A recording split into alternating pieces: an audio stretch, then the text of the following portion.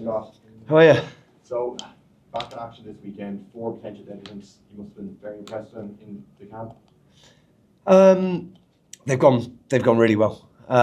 Pulling a group back in together. I think last time we spoke, sort of 3 sources. Pulling them back in.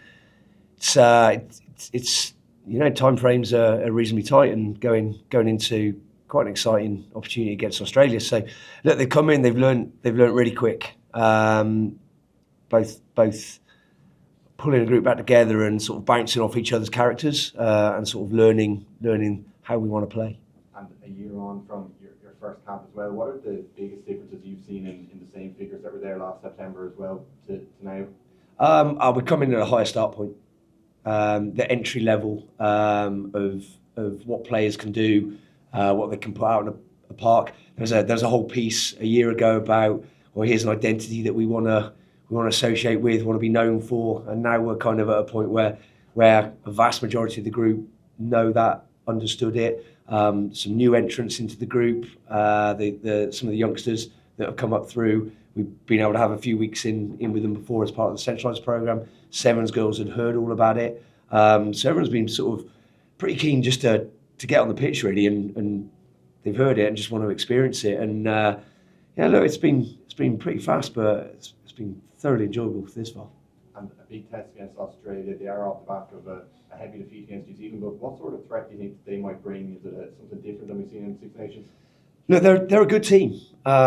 They've got sort of a big, strong background really of touch footy over in Australia. So, they're an incredibly talented passing team. We've seen what they can do on the sevens pitch.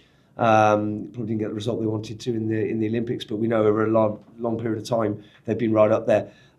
So playing a game based on movement and strategy and thought and smarts, and we're not expecting anything different this time. The WXV series coming up as well. What will success look like for that for you guys?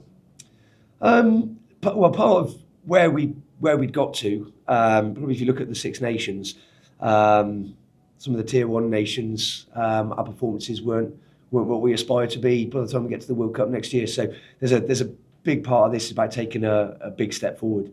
So taking some of the best bits of our performances, against Wales, the second half against Scotland, and we've got to apply that against Tier 1 nations now.